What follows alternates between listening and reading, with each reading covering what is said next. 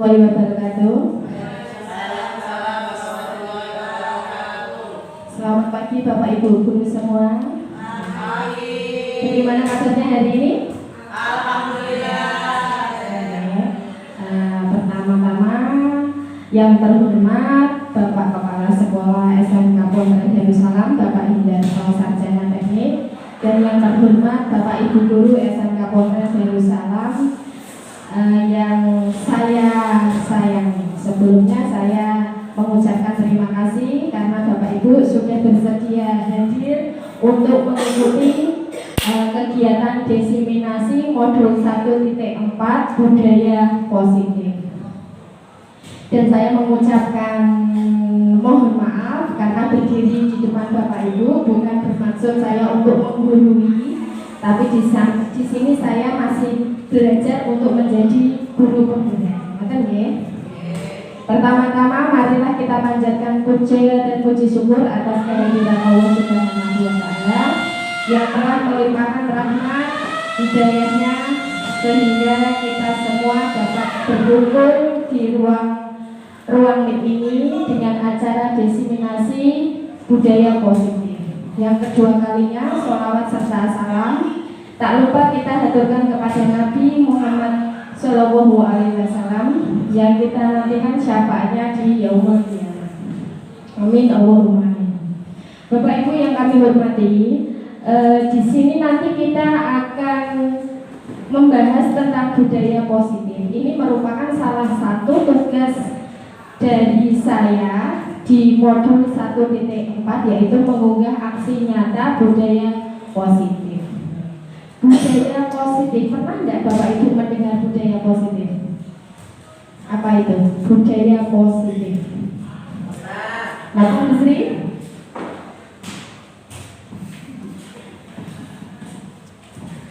Budaya positif menurut saya adalah suatu kebudayaan yang menimbulkan nilai efek yang baik di semua kalangan anak-anak.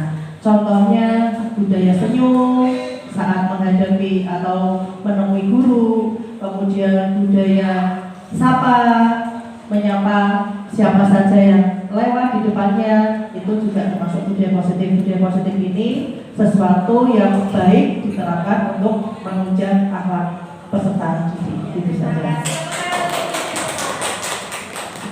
Jadi betul sekali apa yang dikatakan oleh Bu Sri tadi, budaya positif merupakan suatu kebiasaan yang baik yang sering kita lakukan di sekolahan, baik di sekolah maupun di rumah. Contohnya tadi seperti disiplin waktu, disiplin seragam, dan semua yang bersifat positif.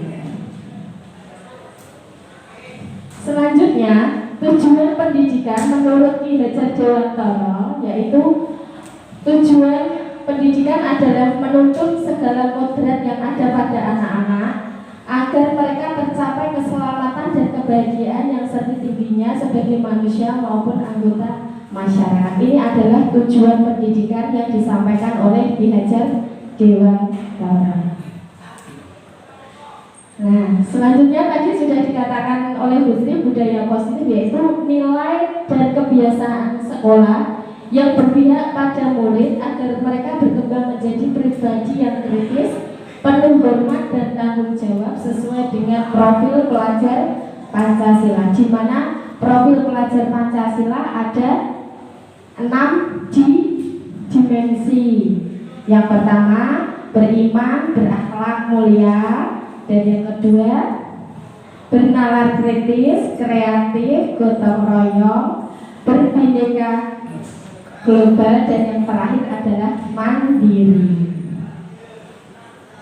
Konsep utama budaya positif di sini itu banyak sekali materi nanti yang kita pelajari, Bapak Ibu. Yang pertama adalah perubahan paradigma belajar, yang kedua disiplin positif, kebutuhan dasar manusia, motivasi perilaku manusia, posisi kontrol guru, keyakinan, dan segitiga restitusi. Nanti kita bahas satu persatu dalam materi budaya positif. Yang pertama adalah perubahan paradigma belajar ya. Ini sesuai dengan profil pelajar Pancasila ada 6, yaitu pembelajaran dengan paradigma baru merupakan pembelajaran yang dirancang berdasarkan prinsip pembelajaran diferensiasi. Ini sekarang pembelajarannya berupa diferensiasi ya Bu. Artinya apa? Diferensiasi yaitu pembelajaran yang sesuai dengan kebutuhan peserta didik. Tahap perkembangan sesuai psikologi modern untuk mewujudkan profil pelajar Pancasila. Itu pembelajaran diferensiasi. Miskonsepsi teori kontrol. Nah, selama ini kita ternyata miskonsepsi itu dalam gambar tersebut itu seakan-akan ada ibarat guru dan murid ya. Yang depan itu murid, yang belakang itu guru. Ilusi guru mengontrol murid. Jadi guru itu menyetir anak. Ilusi bahwa semua penguatan positif efektif dan bermanfaat. Ilusi bahwa kritik dan membuat bersalah mampu menguatkan karakter. Ilusi bahwa orang dewasa berhak memaksa. Ini adalah miskonsepsi yang nanti kita akan bahas. Disiplin positif. Apa makna disiplin? Disiplin, Bu Ayu? Disiplin dalam waktu. Disiplin. Apa makna dari disiplin? Disiplin menurut saya adalah melakukan segala sesuatu dengan aturan yang berlaku. Ada lagi, Pak Zainal? Disiplin? Oh, hampir sama-sama, Bu Sri ya. Disiplin positif. Disiplin positif adalah cara mengontrol diri dan bagaimana menguasai diri untuk memilih tindakan yang mengacu pada nilai-nilai yang kita hargai agar tercapai tujuan mulia yang diinginkan. Disiplin positif merupakan unsur utama dalam terwujudnya budaya positif yang kita cita-citakan di sekolah. Tujuannya apa toh? Tujuan disiplin positif adalah menanamkan motivasi pada murid-murid kita, yaitu menjadi orang yang mereka inginkan dan menghargai diri sendiri sesuai dengan nilai-nilai yang mereka percaya. Itu adalah tujuan dari disiplin positif. Selanjutnya, yang kedua adalah kebutuhan dasar manusia. Ini ada 5 ya Bapak Ibu, kebutuhan dasar manusia, yaitu ada bertahan hidup yang pertama, penguasaan, kasih sayang dan rasa terima, kebebasan dan kesenangan. Artinya apa? Realita kehidupan seorang berbeda. Kita harus berusaha memahami pandangan orang lain tentang dunia. Setiap orang mempunyai gambaran yang berbeda. Misal, kebutuhan dasar manusia kesenangan bisa berupa apa Bu Ainun? Kebutuhannya Bu Ainun, misal kesenangan bisa berupa berjalan-jalan. Iya. Kebutuhannya Bu Ainun kesenangan tuh healing, traveling, shopping. Dan kebebasan Bu Ayu?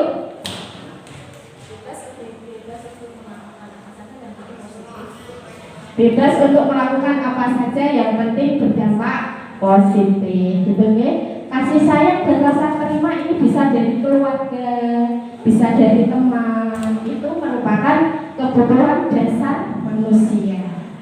Jika salah satu kebutuhan ini tidak dilengkapi, maka kebutuhan itu tidak akan bermakna. Ini ada satu kasus Ibu, ya. Kita nanti analisis kasus ini sesuai dengan kebutuhan dasar tadi. Kasus Ibu Ria, oh ada Bu Ria ya. Guru kelas 6 SD Permai sedang bingung menghadapi salah satu ulah murid di kelas yang bernama Agus. Beberapa anak sering datang mengeluhkan Agus yang seringkali meminta makan siang mereka dengan paksa. Jika Anda menghadapi seperti Bu Ria, apa yang Anda akan lakukan? Menurut Anda, apa alasan Agus untuk melakukannya? Bagaimana pendapat Bapak Ibu? Bu Sri? Jika Bu Sri menghadapi situasi seperti Bu Ria, apa yang Bu Sri lakukan sesuai dengan kebutuhan dasar manusia tadi?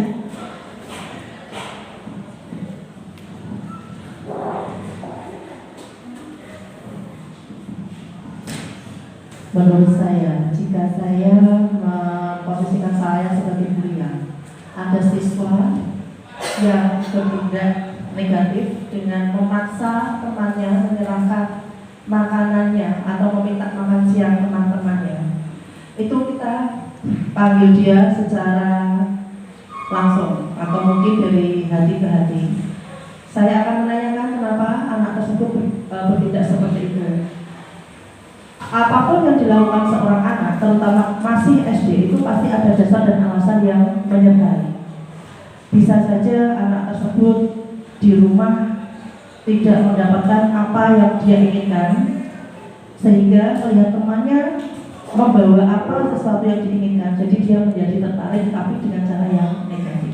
Jadi sebaiknya kita memanggil anak tersebut, bicara dari hati ke hati dan mengarahkan ke hal yang lebih baik. Terima kasih. Luar biasa sekali, tepuk tangan buat Bu Sri ya. Jadi dalam kasus ini kita tidak langsung mengejas si Agus ya. Kita analisis dulu kebutuhan yang dibutuhkan oleh Agus. Nah, dalam konteks penerapan disiplin, Ibu Ria sebaiknya mencari tahu dulu alasannya, seperti yang disampaikan Bu Sri tadi ya. Kenapa Agus mengambil makanannya tadi? Kebutuhan dasar yang pertama adalah bertahan hidup. Mungkin Agus lapar karena orang tuanya tidak membawakan makan siang, sehingga Agus meminta paksa makanan milik temannya. Kebutuhan hidup yang kedua adalah kasih sayang. Teman Agus jadi perhatian sama Agus karena dia tidak membawa bekal. Yang ketiga adalah kebebasan. Agus merasa bosan karena selalu dibawakan bekal yang sama. Bisa jadi seperti itu. Misal Agus dibawakan bekal telur ceplok sama indomie goreng terus, dan dia melihat lauk dari temannya ayam goreng, sehingga Agus menginginkan makanan tersebut diambil dengan paksa. Dan bisa jadi yang keempat, kebutuhan keempat yaitu kesenangan. Agus hanya iseng jahil sama temannya. Dan yang terakhir, penguasaan. Agus merasa hebat karena temannya ada takut. Ini adalah kebutuhan dasar manusia. Jadi kita tidak harus mengejas anak itu, kamu ini loh nakal, kamu ini loh. Nah, kita harus analisis dulu, cari tahu dulu alasannya kenapa anak berbuat seperti itu. Nah, ini adalah motivasi perilaku manusia. Ada motivasi ekstrinsik dan intrinsik ya. Dia dari luar untuk menghindari ketidaknyamanan, untuk mendapatkan imbalan, dan intrinsik adalah untuk menjadi orang inginkan dan menghargai diri sendiri. Kita lanjut ke hukuman dan konsekuensi ya. Bisa dibedakan ya antara hukuman dan konsekuensi. Ini ada satu kasus. Iva kurang menguasai pelajaran matematika, sehingga pada saat pelajaran tersebut berlangsung, dia lebih banyak terdiam diri atau menggambar di buku pelajarannya. Pada saat itu, guru matematikanya Pak Seno menanyakan pertanyaan kepada Iva. Iva menjadi gugup dan tidak sengaja menjatuhkan tasnya di kursi, serta tiba-tiba menjadi gagap. Seluruh kelas tertawa melihat perilaku Iva. Pak Seno saat itu membiarkan teman-temannya Iva menertawakan Iva yang gagap, dan malu dan malahan meminta Iva maju ke depan sambil memegang hidung karena tidak bisa menjawab. Apakah Anda setuju dengan tindakan Pak Seno tadi? Setuju tidak? Setuju? Tidak ya? Menurut Anda, Pak Seno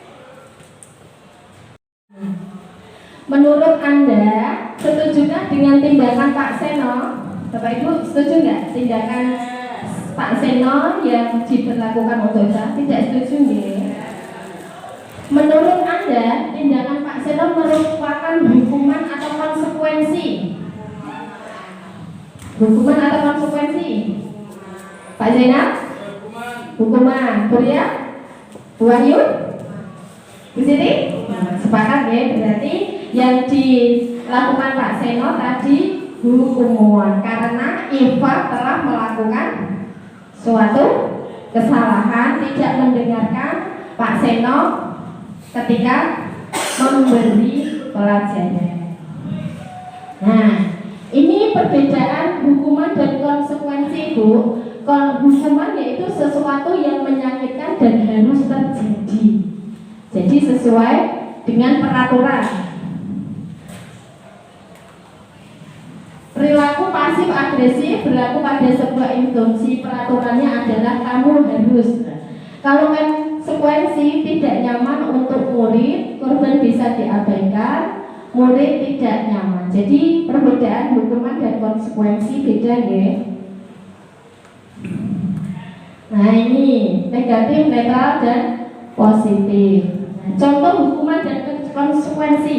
Misal seorang guru itu menyuruh murid mencatat 100 kali di dalam buku kalimat. Saya tidak akan terlambat lagi karena terlambat sekolah. Itu termasuk hukuman atau konsekuensi, Bapak Ibu? Hukuman. Anak terlambat sekolah, terus disuruh menulis 100 kali dalam buku kalimat. Saya tidak akan terlambat lagi, termasuk hukuman ya, karena sudah melanggar tata tertib terlambat sekolah. Yang kedua, lari mengelilingi lapangan basket 2 kali karena terlambat hadir di sekolah. Hukuman apa konsekuensi? Hukuman. Lari mengelilingi lapangan ya. Selanjutnya, membersihkan coretan yang dibuatnya di meja tulis. Konsekuensi. Murid diminta untuk push up 15 kali karena tidak menggunakan masker di sekolah. Hukuman atau konsekuensi? Murid tidak menggunakan murid diminta untuk push up 15 kali karena tidak menggunakan masker. Hukuman? Hukuman ya. Hukuman. Menggantikan kertas tugas teman yang telah dicoret-coret. Berjemur di lapangan basket pukul 12 siang karena mengobrol dengan temannya. Karena melakukan kesalahan ya. Murid diminta telanjang kaki, bukan telanjang sepanjang hari karena tidak menggunakan sepatu warna hitam sesuai peraturan. Hukuman karena sudah ada peraturan memakai sepatu hitam. Lari mengelilingi lapangan sebanyak 3 kali karena terlambat mengikuti olahraga. Hukuman apa konsekuensi? Hukuman. Dan yang terakhir, membersihkan tumpahan air di meja tulis karena tersenggol pada saat belajar. Hukuman apa konsekuensi? Konsekuensi. Jadi bisa membedakan ya antara hukuman dan konsekuensi. Selanjutnya adalah posisi kontrol guru. Ini ada 5. 1 sebagai posisi penghukum, 2 membuat rasa bersalah, 3 posisi teman, 4 pemantau, dan yang terakhir manajer. Kira-kira Bapak Ibu berada di posisi yang mana? Pemantau, penghukum, pembuat rasa bersalah, teman, dan manajer. Bu Ayu di posisi di mana? Posisi kontrol sebagai teman. Bu Ayu sebagai mendukung kadang teman. Kalau Bu Sri ini posisinya sebagai apa ini? Kita condong ke pendukung mana nih? Nih. Nah, jadi Bapak Ibu perlu diketahui dalam posisi kontrol guru ini sebaiknya kita apa ya namanya? Jangan berada di posisi penghukum, ya, karena kita tidak apa namanya punya kewajiban untuk menghukum. Gitu. Sebaiknya kita menjadi posisi kontrol sebagai manajer. Karena apa? Posisi kontrol sebagai manajer itu posisi yang paling tertinggi dalam posisi kontrol guru. Jadi manajer, misal anak ada kasus, kita selesaikan dengan baik dengan cara memvalidasi apa yang terjadi. Dan selain manajer, kita bisa menjadi posisi kontrol guru sebagai teman. Jadi kalau kita selayaknya sebagai teman pada anak-anak, saya yakin anak-anak itu bisa tercurahkan semua unek-uneknya kepada kita dengan kita merangkulnya sebagai teman. Itu ya posisi kontrol guru. Selanjutnya adalah keyakinan kelas, ya. Keyakinan kelas yaitu nilai-nilai keselamatan atau kesehatan kita sebut sebagai keyakinan kelas. Nilai-nilai kebajikan universal yang disepakati secara tersirat dan menyurat, lepas dari latar belakang suku, negara, bahasa maupun agama, agar seseorang akan lebih bergerak dan bersemangat untuk menjalankan keyakinan daripada hanya sekadar mengikuti serangkaian peraturan tertulis tanpa makna. Jadi dalam kelas itu kita harus membuat keyakinan kelas seperti tata tertib itu, dan disepakati oleh seluruh kelas. Nah, anak-anak yang ada di dalam kelas supaya apa? Anak-anak tidak melanggar keyakinan yang sudah disepakati. Misalnya contohnya apa keyakinan kelas? Contohnya apa Bu Ayu? Menjaga kebersihan kelas, datang tepat waktu. Terus saling menghargai sesama teman. Jadi kalau anak sudah membuat kesepakatan keyakinan kelas, itu nanti bisa dilaksanakan itu secara bersama-sama. Okay? Nah, selanjutnya adalah segitiga restitusi. Segitiga ini Bapak Ibu yang digunakan untuk memecahkan masalah yang terjadi pada anak-anak. Yang pertama adalah menstabilkan identitas, yang kedua validasi kebutuhan, dan yang ketiga adalah menanyakan keyakinan.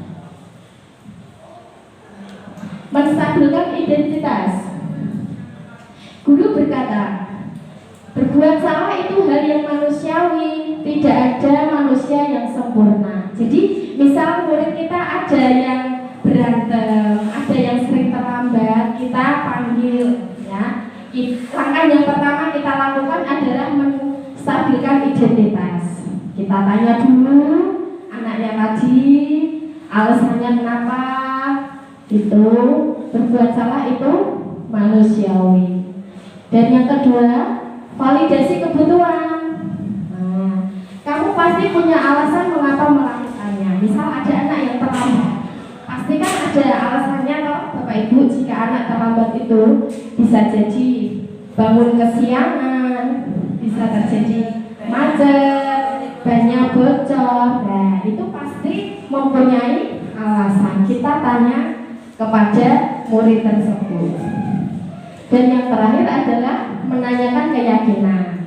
Jadi yang sudah disepakati keyakinan kelas tersebut itu sudah sesuai apa belum tadi? Misal disiplin waktu, tidak datang terlambat. Sebetulnya Bapak Ibu ini sudah sering sekali terjadi pada kita. Banyak kasus-kasus yang sudah terjadi dalam keseharian, tetapi kita kadang tidak menyelesaikan dengan segitiga restitusi ini. Rencana tindakan aksi nyata, yaitu latar belakangnya adalah penerapan budaya positif di lingkungan sekolah belum maksimal. Tujuannya berbagi informasi dan penerapan budaya positif warga sekolah, tolak ukur murid yang bertanggung jawab dan berkarakter kuat, dan kedua terciptanya budaya positif di lingkungan SMK Punteren Darussalam, dukungan yang dibutuhkan dari kepala sekolah, kerjasama dari warga sekolah dan sarana prasarana, dan yang terakhir menyampaikan ide gagasan pada kepala sekolah dan mengimplementasikan budaya positif.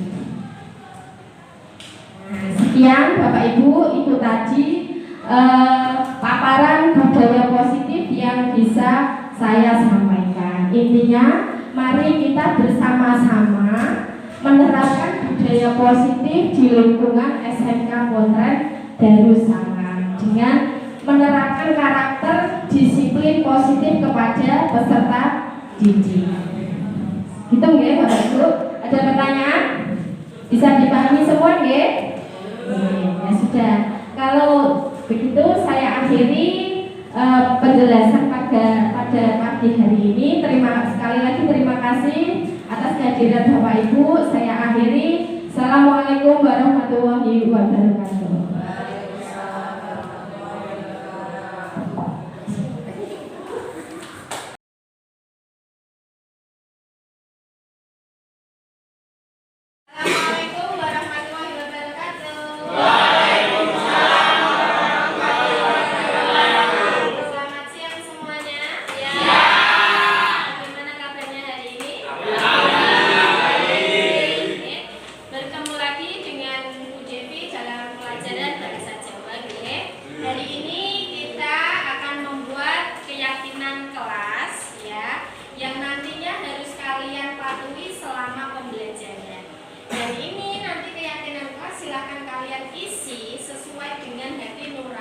Masing-masing tanpa ada unsur paksa.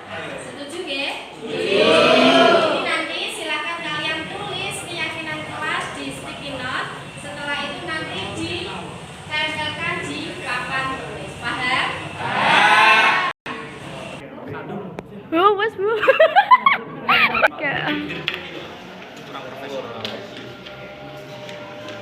Kelap.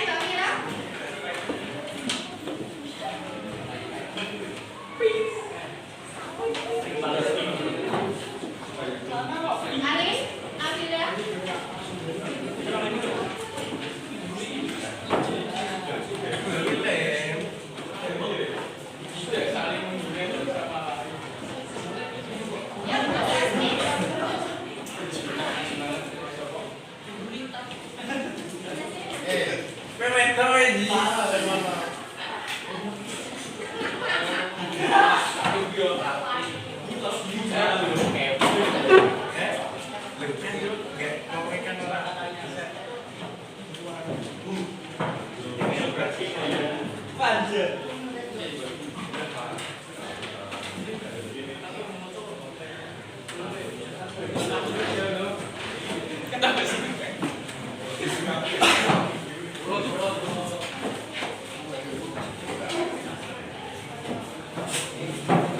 masih satu sana, jangan keluar.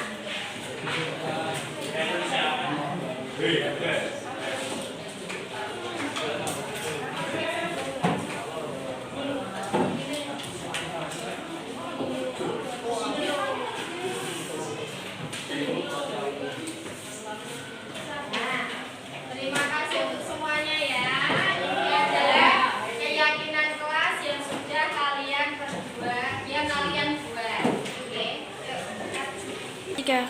Baik, yuk salah satu dari kalian untuk 3. yuk silakan perwakilan dari salah satu dari kalian untuk membacakan keyakinan di kelas. Yuk Mbak Silva, silakan maju ke depan untuk membacakan keyakinan di kelas.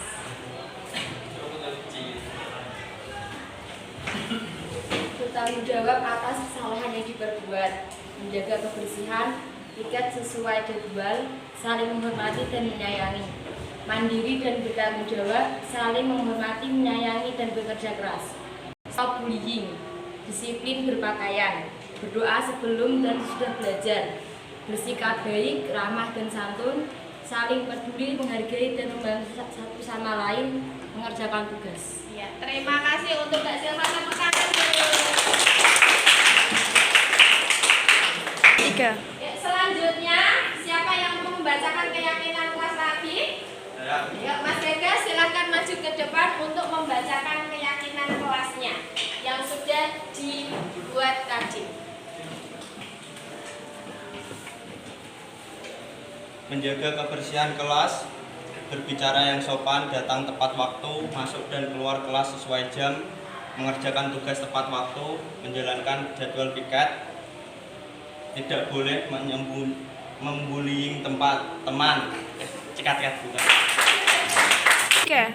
Baik, itu tadi adalah keyakinan yang sudah kalian buat ya. Mohon dalam satu semester ini, dalam setiap pembelajaran dipatuhi keyakinan kelasnya, jangan sampai dilanggar. Itu nggih? Itu yang bisa saya sampaikan pada siang hari ini. Saya akhiri. Assalamualaikum warahmatullahi wabarakatuh. Waalaikumsalam warahmatullahi wabarakatuh. Assalamualaikum warahmatullahi wabarakatuh. Nama saya Silva Aisyah Umah, kelas 11 TKJ. Setelah saya membuat keyakinan kelas, kami jadi saling menghargai dan bertanggung jawab dan terbentuk bersama sama teman. Sekian, terima kasih. Assalamualaikum warahmatullahi wabarakatuh. Nama saya Muhammad Dhani, kelas 11 TKJ. Perasaan saya sangat senang dan bahagia setelah bersama-sama dengan teman membuat keyakinan kelas. Semoga bisa membangun lingkungan karakter positif. Terima kasih. Wassalamualaikum warahmatullahi wabarakatuh.